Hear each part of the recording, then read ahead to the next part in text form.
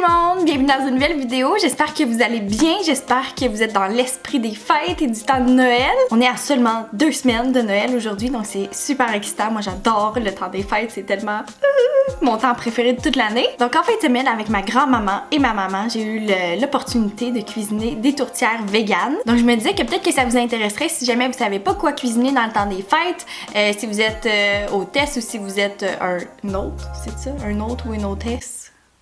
Bref, si vous allez à un party ou si vous recevez déjà un party, peu importe, les tourtières vont faire fureur. On a fait d'abord une première tourtière qui est au soya, donc au tofu, puis une deuxième tourtière qui est au millet, puis la deuxième tourtière, dans le fond, c'est la recette de la cuisine de Jean-Philippe que j'adore. Il fait plein de vidéos vegan, puis vraiment, son humour est incroyable. Il est comme pince sans rire, puis bref.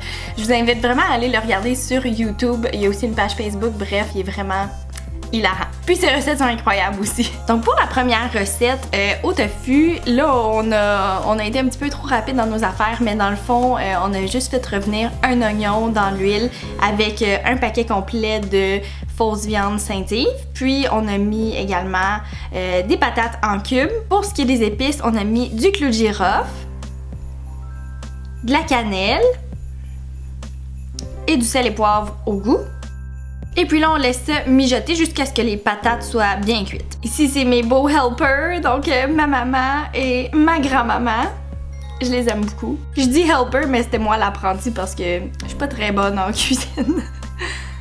Pour ce qui est de la deuxième recette, on a tout simplement coupé un oignon qu'on a fait revenir dans l'huile. Ensuite, on a ajouté des champignons, du céleri, de la carotte, des patates,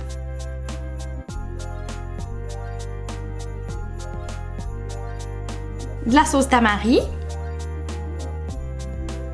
du sirop d'érable bien entendu, parce que dans toutes les recettes de Jean-Philippe, il y a du sirop d'érable, de la levure alimentaire qui rajoute comme le petit goût cheesy fromagé,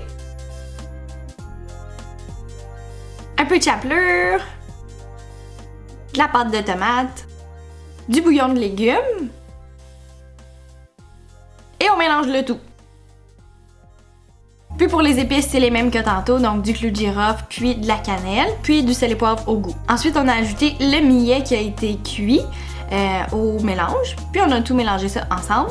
Et là, on voit ici ma grand-maman qui a la technique incroyable pour rouler de la pâte à tarte. Elle était vraiment, vraiment bonne. Juste avec sa démarche, on voit que c'est pas la première fois qu'elle fait ça. Elle était vraiment bonne.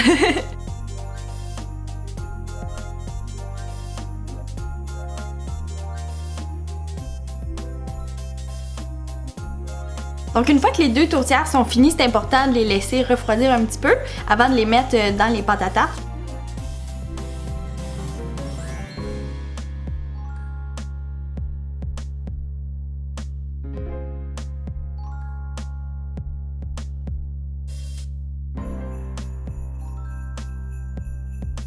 Puis dans un four qui est préchauffé à 350, on va enfourner les deux tourtières pendant environ 45 minutes ou tout dépendant selon la force de votre four.